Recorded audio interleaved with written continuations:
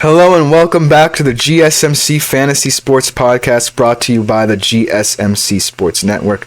Hope you're excited for this next segment, but as always, I do want to remind you to leave a tip or donation at the link gsmc.cloud. You can leave questions as well. I will answer them during the next episode. It's a big support to the network. It's a big support to both me and my fellow podcasters as well. So any tip or donation or even question is highly and greatly appreciated. Now, moving on to the second segment, which should be a very exciting segment for today. Oh, sorry, guys. A Pacers-Celtics Game 2.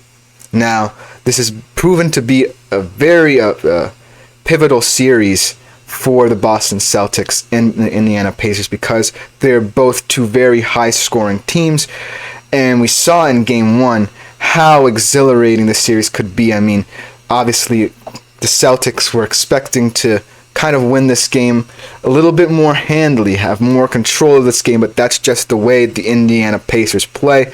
They never say die. They play a modern brand of basketball that is both exciting and highly tough to defend, especially with the absence of a guy like Kristaps Porzingis for the Boston Celtics, who was huge on the defensive end.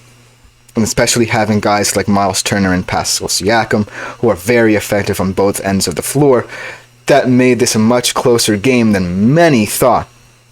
However, the Celtics will want to make this a clean slate, win a Game 2 for the first time in these playoffs, and looking ahead to the betting odds, they kind of have fallen a little bit to kind of show how the Indiana Pacers can make this a series. So looking ahead to the betting odds for tonight's game, Boston is still favored by 8.5 points.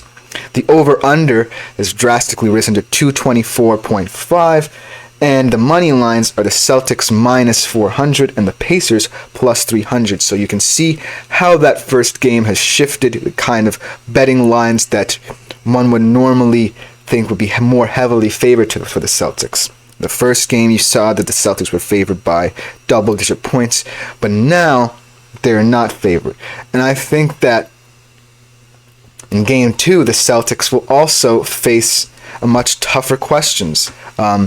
Like, how do you combat that paint presence that a guy like Pascal Siakam brings? And that is why these odds I really like, because they represent how physical the series is going to be. The Celtics probably were not expecting a quote-unquote tired Indiana Pacers team to keep the game that close, take it to overtime. So I really respect the odds for this game, and that is why I'm going to take the over in almost every single one. I think that this game is going to be another high-scoring game because both teams have shown that they're going to struggle defensively, especially the Celtics. Now that I mentioned before, Kristaps Porzingis is not in the game. I just think that this is going to be a much more entertaining series than people thought. I also don't think the Celtics will cover the spread. I think that I heavily underestimated the ability for the Pacers to create enough offense to overcome the Celtics' offensive creation. The Celtics being one of the best offenses the NBA has ever seen, I just wasn't expecting the Pacers to kind of level that out, and they absolutely proved me wrong. So that is why I don't think the Celtics will cover the spread as well. I think that they're a huge disappointment. Speaking of someone who has been seen as practically disappointment by pundits and commentators alike, let's talk about fantasy odds, starting with that man again, Jason Tatum. Tonight, I think Jason Tatum is one of those guys who's going to be scrutinized more in real life than in fantasy. Because in fantasy, he's projected to be absolutely incredible, and he has been.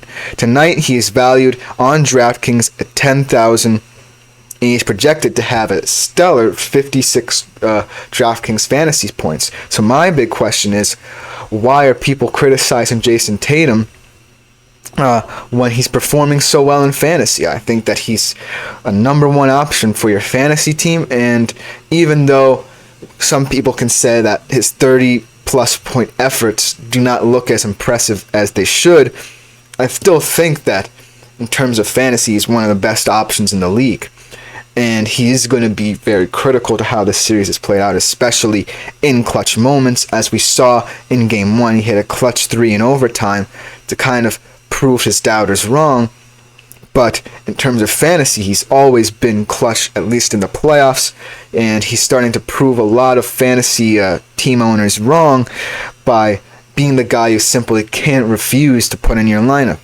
From the Pacers side of things, let's talk about Tyrese Haliburton. He's always been a very interesting quote-unquote superstar, in my opinion, in that he can get hot at any time and he can get cold at any time. Tonight he's valued at 8.3K on DraftKings, and he's projected to have 43 fantasy points.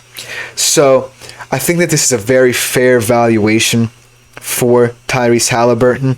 I think that ultimately we can't necessarily predict how Tyrese Haliburton will play at any given moment. I think his style of play prides itself on being one of aggression, but also one of patience. I think that Tyrese Haliburton realizes that he's not necessarily someone who needs to carry the load. I think that other players can step up around him and create offense for the Pacers. But ultimately, I still think he's very valuable as not necessarily a 1A guy, but a number 2 option for a fantasy team, if you know what I mean. I don't think he's a number 1 guy like Tatum just yet, but he could definitely prove me wrong in the series by being the guy that facilitates the basketball, gets vital buckets for his team, and ultimately leads them to more victories than people thought in this series. So that is why I really like Tyrese Haliburton as a number 2 option. In terms of players who I expect to step up as whether they're role players or pivotal players in the series, I think Derek White is obviously going to be someone to look at. He's obviously not scoring as many points as he did in the first round series, but he is still a very important piece of the Celtics offense. Do I think he's as valuable in fantasy as he was 2 rounds ago? Certainly not. But he's still someone who can get some vital points. I still think he's a valuable asset as a utility person for a fantasy team. He's another body that you can stick in your fantasy team. And he's just a very important player in this series as well. On the Pacers end, I think Pascal Siakam is starting to become another number 2 option for the Pacers and for your fantasy team as well. He's very vital right now, especially on both ends of the floor, just being dominant whenever he's switched onto Al Horford, who simply can't combat that level of size and presence in the paint.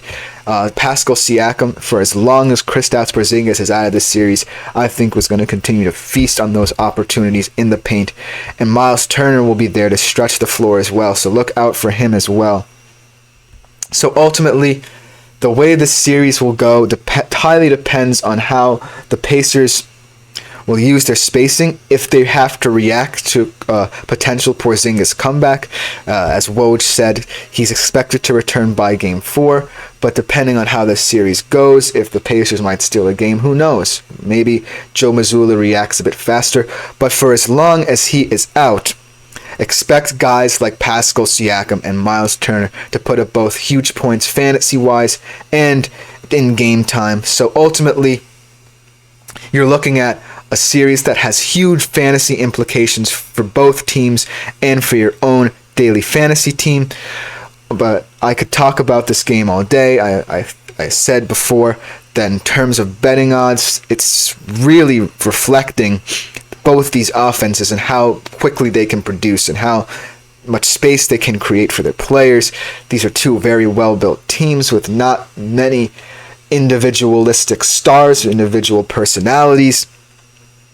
So ultimately, be sure to always check on a betting line for the series, because I think this is going to be a very volatile betting trend, as we are seeing replicated with these over-unders, replicated with the lower favoring of one team in the Celtics.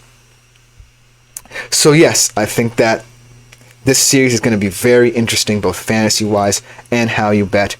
But that will just about do it for this segment. Coming up next, we have a very exciting segment where we look at another conference in terms of fantasy college football implications. Yes, we'll be talking about the ACC, another conference that has undergone a lot of change. And I'm going to be looking at 3 specific teams and some players from both those all 3 of those teams rather, that I think will make a huge impact for your fantasy team come the start of the college football season. So we'll be right back to talk about that.